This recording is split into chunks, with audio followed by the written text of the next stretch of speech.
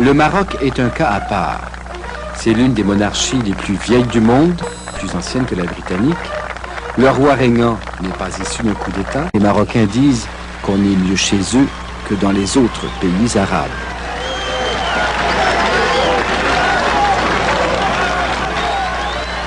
Il est du monde arabe, mais il a tourné son pays vers l'Occident. Où sont partis les bagages? Où sont partis les bagages? Hassan II, c'est une enfance marquée au fer d'une éducation à la française. C'est aussi une enfance passée sous le protectorat français. Désigné prince héritier, il n'a pas encore 20 ans lorsqu'il va en France demander l'indépendance. C'est considéré qu'à la base de tout système diplomatique qui pourra unir le Maroc et la France, il doit préexister comme une condition sine qua non une interdépendance de cœur. C'est celle-là qui conditionnera toutes les autres. En 1956, le Maroc obtient son indépendance. Le peuple voue une affection sincère au roi Mohamed V. Le prince Moulay Hassan sera le complice et l'homme de confiance du roi. « 1961, Mohamed V meurt. Désemparé, il dira plus tard qu'il a dû à la fois enterrer un père et un prince héritier qui ne pensait jamais accéder au trône.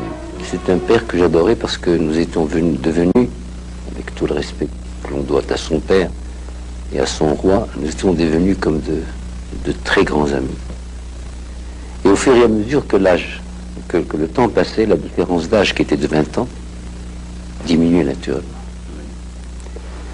Et c'était pour moi un cataclysme. Il a fallu que je puise dans l'amour de mon pays, amour qu'il a su m'inculquer toutes les forces pour essayer de lui succéder. Dès son accès au trône, Hassan II commence à surprendre. Contrairement aux autres pays du tiers-monde, il instaure le multipartisme. Eux misent sur l'industrialisation rapide, lui donne la priorité au développement de l'agriculture. Eux optent pour l'économie planifiée, lui pour l'économie de marché. Et puis, alors que le tiers-monde penche vers Moscou, lui tourne le Maroc vers l'Occident, tout en restant un membre actif de la Ligue arabe. Rappelons-nous l'époque. Pourquoi avez-vous fait des choix complètement à l'opposé des courants de l'époque? D'abord parce que j'estime qu'il y a dans ces choix un minimum de culture. J'ai eu la grande chance d'avoir une double culture aussi solide d'un côté que d'un autre. Et grâce à Dieu, c'est cette double culture aussi solide, bipolaire, mais aussi solide, dans les deux pôles, qui m'a mis à l'abri. Parce que ceux qui ont choisi n'étaient pas des incultes, je ne dis pas. Non mais, c'est un des éléments. Et ça vous a suivi, ça suit le Maroc encore aujourd'hui, ces deux tendances, oui. L'arabisme et je voudrais revenir à ça plus tard, mais donc vous avez fait ces choix importants, vous avez mis Au début, ce n'était pas des choix. Car je n'avais pas de référence à l'époque, je n'avais pas de référence de pays ayant échoué parce qu'il avait choisi le dérivisme. Nous en étions au début. C'était pas un choix en réalité. C'était une sorte d'instinct migrateur qui faisait que j'avais répulsion pour certaines idées et attirance pour certaines autres. Le 10 juillet 1971, grandiose réception pour son anniversaire. Au moment où cette photo est prise, plus d'1 millier de cadets de l'armée fait route vers le palais. C'est ce militaire, le général Medbour, qui tente un coup d'État. Hassan II survit miraculeusement à cette tuerie qui se termine dans la confusion.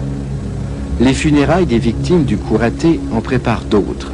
Encore un militaire, le général Oufkir, ministre de la Défense, proche collaborateur de Hassan II, qui mènera lui aussi un autre coup d'État. Un an plus tard, la chasse marocaine, sous les ordres d'Oufkir, tentera d'abattre en vol l'avion du roi qui est de retour d'un voyage en France. Ici aussi, il survit par miracle. Ça fait 20 ans maintenant. Est-ce que vous éprouvez encore beaucoup d'amertume envers la trahison de certains de vos conseillers? certains qui étaient des collaborateurs assez proches, je pense au général Ouf, qui avait aux autres aussi. 20 ans plus tard, est-ce qu'on garde... Oui, alors, on ne peut pas... Déjà, quand on est... Tout homme a son double. Nous sommes tous des schizophrènes ou des gens ayant l'ubiquité, mais grâce à Dieu, qu'est-ce que l'équilibre? C'est le fait que nos passions contradictoires n'arrivent pas à l'exacerbation. Nous sommes tous contradictoires les uns avec les autres. Autrement, on s'ennuierait au fond de nous-mêmes. Oui.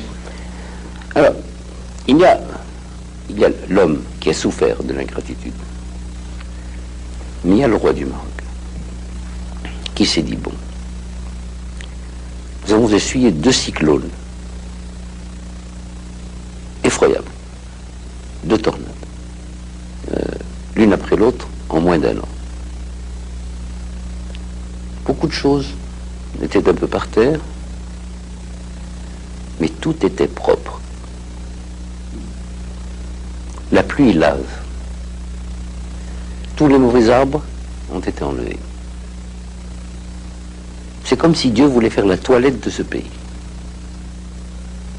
Comme si Dieu voulait que nous repartions sur un nouveau pied, avec une nouvelle analyse, avec une nouvelle prospective et une nouvelle introspective.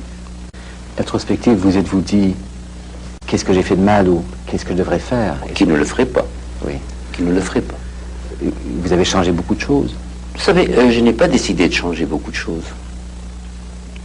Je me suis dit que dans mon cheminement, j'ai laissé mon instinct me faire changer un certain nombre de choses.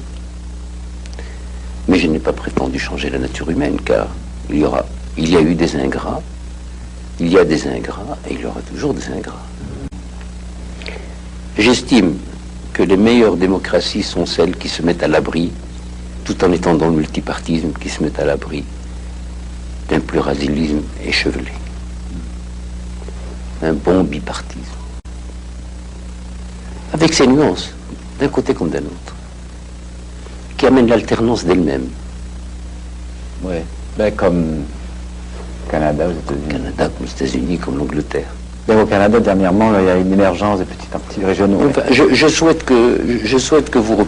Je ne veux pas m'immiscer dans vos affaires, mais ça faciliterait tellement les choses pour les Canadiens que de revenir à une bonne bipolarisation. Comme ça, on ne se perd pas dans les rues. Je suis païen.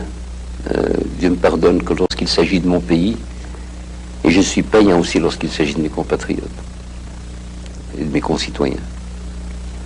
Je les aime trop pour leur en vouloir. Et je pense qu'ils me rendent les mêmes sentiments. Disons que ce n'est pas encore le moment. La politique, c'est comme les récoltes. Il leur faut leur temps. Il y a parfois des sécheresses aussi. La 4e est restée au lit, elle dort encore. Elle dort encore. Mohamed V disait que les relations entre le roi et le peuple du Maroc étaient à la fois conflictuelles et affectueuses. Hassan II vit cette relation particulière avec les Marocains depuis maintenant 33 ans. Parfois, vous vous inquiétez ou vous vous interrogez sur la voie que suivra le prince héritier.